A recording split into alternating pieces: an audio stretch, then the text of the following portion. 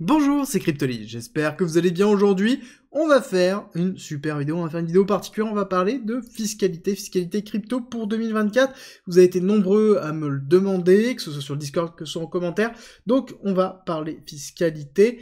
Et encore une fois, je vais vous présenter mes connaissances. Je vous rappelle que je ne suis pas juriste, je ne suis pas fiscaliste. Je vous donne uniquement les informations que j'ai en ma possession, que j'ai déjà fait, que j'ai déjà validé auprès de mon fiscaliste sur les années précédentes. Ça ne veut pas dire que c'est toujours d'actualité, surtout si vous avez des cas complexes. Surtout, pensez à aller voir un fiscaliste. Très important, ça ne vous coûte pas si cher que ça. Un rendez-vous dans un fiscaliste, c'est entre 200 et 300 euros qui peut vous faire économiser beaucoup et surtout éviter des erreurs de débutants. Donc surtout, n'hésitez pas à vous rapprocher d'un fiscaliste pour faire votre déclaration ou tout simplement poser votre question. Juste le fait de poser une question, des fois, ça suffit pour pouvoir valider les 2-3 points clés et ça va très vite pour être sûr de pouvoir rentrer dans les bonnes cases.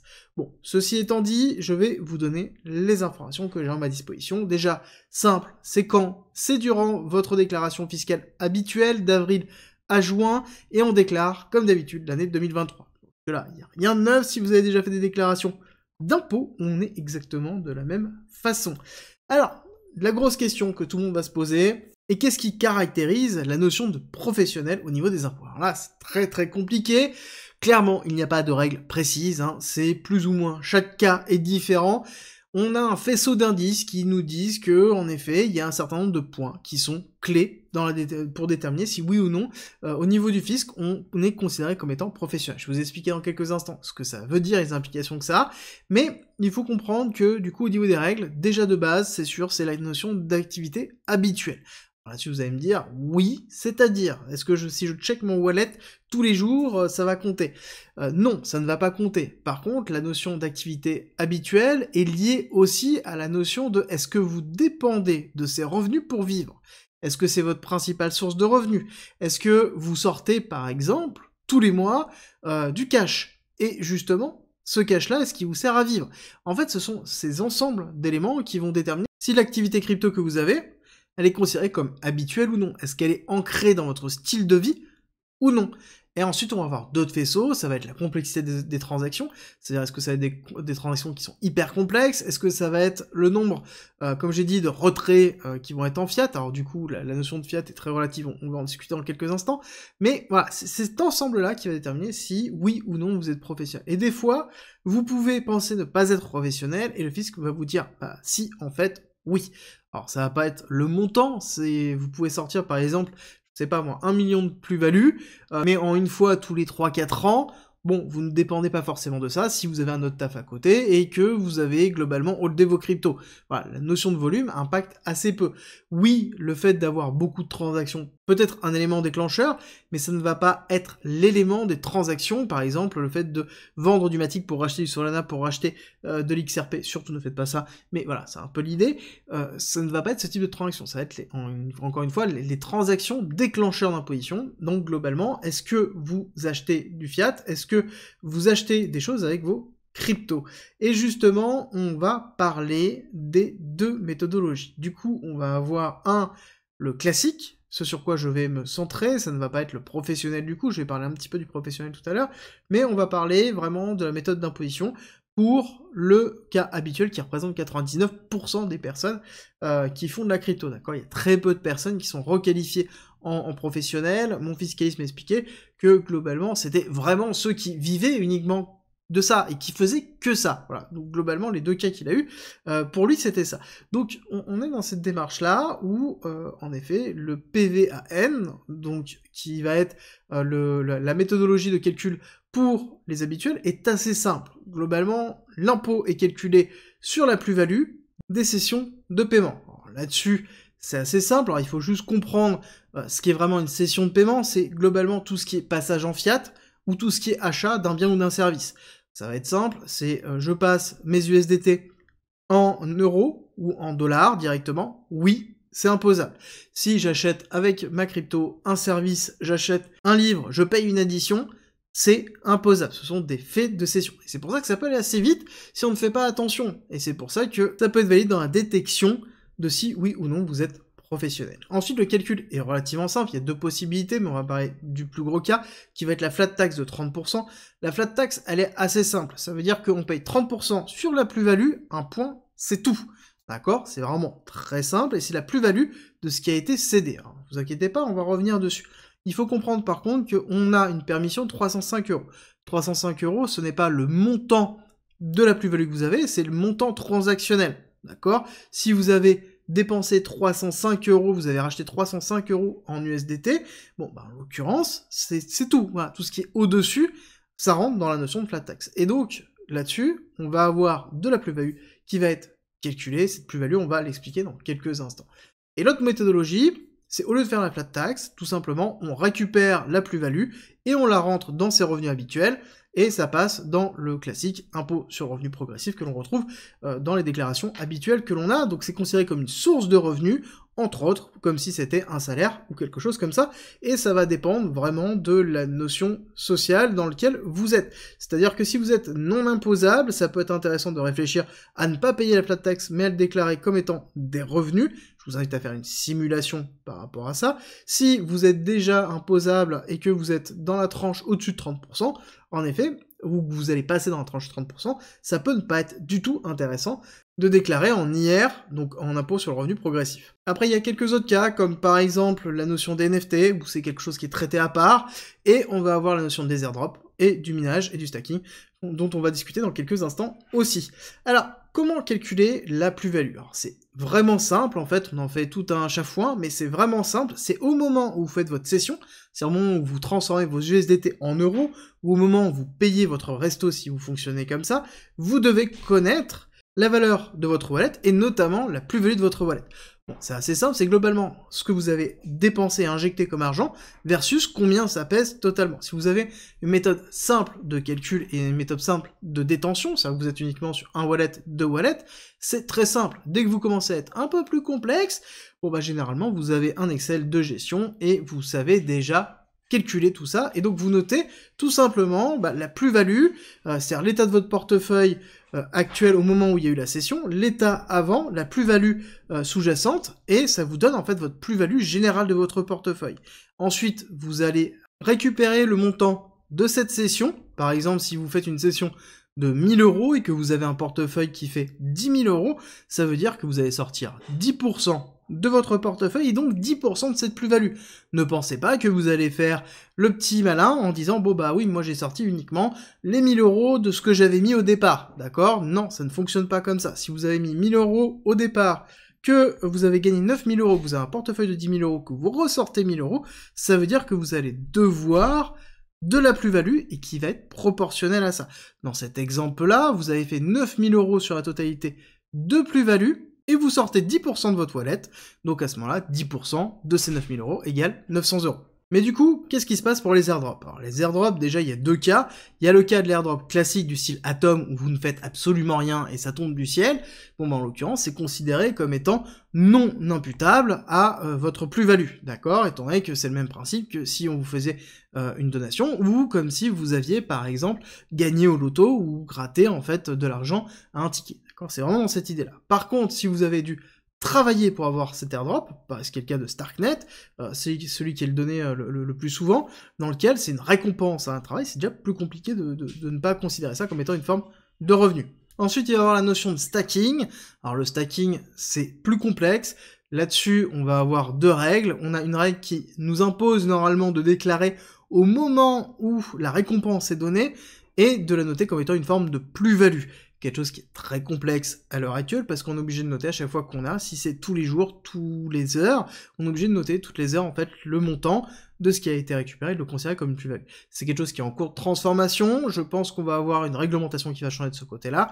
C'est vrai que le stacking reste un peu entre deux. Et maintenant que vous savez tout ça, concrètement, comment on fait? C'est simple, lors de votre déclaration, vous allez avoir plusieurs formulaires à remplir. Le premier, ça va être le 3916 bis, qui a pour but de vous faire déclarer tous les exchanges étrangers qui ont été ouverts, clos ou en cours d'utilisation en 2023. D'accord? Exchange étranger, ça peut être une société française, mais si elle est basée à l'étranger, ça rentre, on est obligé de le déclarer. Et là-dessus, il vous faudra le mail ou l'identifiant, donc votre identifiant ou votre mail qui est utilisé dans Exchange, et l'adresse de l'exchange. Ça, je vous rassure, dans tous les cas, vous allez avoir de la communication un peu partout, vous allez retrouver que ce soit sur Journal du Coin, sur Cryptost, toutes les informations nécessaires pour pouvoir récupérer les adresses d'exchange et pouvoir remplir correctement cette partie-là. Pensez bien à le faire, il y a une grosse amende, je crois que c'est 750 € si je ne dis pas de bêtises, qui est à la clé si jamais vous oubliez un exchange, et ça c'est par exchange. Ensuite, vous allez avoir le formulaire 2086 dans lequel vous allez déclarer toutes les sessions. Alors les sessions, je vous rappelle, c'est lorsque vous passez de USDT vers euro, vers dollar, vers un achat, vers un restaurant, vers globalement de la consommation, ou quelque chose qui peut s'apparenter à une session en fiat, en monnaie, comme par exemple l'euro. C'est uniquement ça. Si vous le faites qu'une fois par an, c'est une fois par an. Si vous avez acheté, par exemple, toutes vos baguettes de pain avec, oui, ça risque d'être compliqué. Ça, je suis tout à fait d'accord. Mais si vous le faites une fois par an, 2 fois par an maximum, c'est quelque chose qui est relativement simple. Et je vous ai expliqué comment calculer votre plus-value il y a quelques instants. Donc, cette partie-là va être très simple. Le cumul de ces plus-values ou de ces moins-values vont donner en fait le total, qui va être soit positif, soit négatif, que vous allez reporter dans le formulaire 2042C, soit dans la case 3AN pour ce positif, soit 3BN pour le négatif. Alors je vous invite à relire cette partie-là, à mettre en favori cette vidéo, tout simplement pour la regarder au moment où c'est important. Et si jamais vous voulez faire l'impôt sur le revenu, à ce moment-là, il faudra cocher la case 3CN, vous n'aurez pas la flat tax, mais ça rentrera directement dans vos revenus, et donc il y aura le progressif qui sera mis en place. Petit fait important à noter, c'est que si jamais vous êtes en négatif, vous ne pouvez pas reporter ce déficit. Chose que en bourse, c'est faisable sur les actions. Si vous êtes en déficit, vous pouvez le reporter sur plusieurs années et ne pas payer du coup le bénéfice que vous avez les années suivantes parce que vous allez le déduire du déficit que vous avez cumulé avant.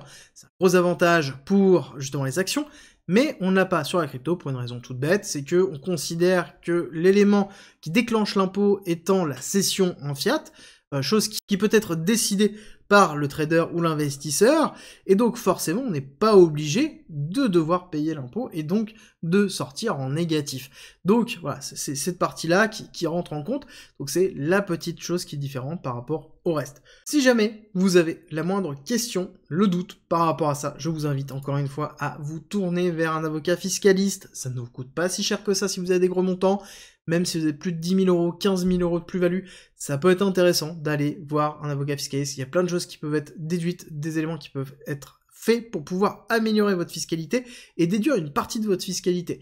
Après, il y a des choses qu'il ne faut absolument pas faire et on va en discuter. Ce sont pour moi les fausses infos. Alors pour ces fausses infos, ça va être dans un premier temps la notion de prêt qui n'est pas générateur d'impôt. Je vous le dis, si vous jamais vous prêtez, par exemple vous mettez en collatéral vos bitcoins et que vous achetez des USDT et qu'avec ces USDT vous payez par exemple un restaurant, c'est un fait générateur d'imposition, d'accord? Il ne faut pas penser que ça n'est pas le cas. C'est le cas. Si vous achetez une maison, si vous achetez une voiture, tout ça, c'est un élément générateur d'imposition. Alors, il y a quelques rares cas où c'est pas le cas, mais c'est vraiment tellement rare que, encore une fois, je pense que ce ne sera pas la majorité. Et si jamais vous avez un doute, encore une fois, avocat fiscaliste. Ensuite, vous avez beaucoup de personnes parlent de la notion d'expatriation, et ils oublient de préciser quelque chose qui est important. Alors oui, il y a la règle des 6 mois, dans lequel, si on est dans un autre territoire pendant 6 mois, on peut devenir résident fiscal de ce territoire. Encore, ça dépend des territoires, il y en a qui ont des règles plus complexes, en Suisse, c'est beaucoup moins que 6 mois, enfin bon, il y a plein de choses qui rentrent en compte, et en France, il y a une règle qui est très importante, c'est la notion de l'intérêt social.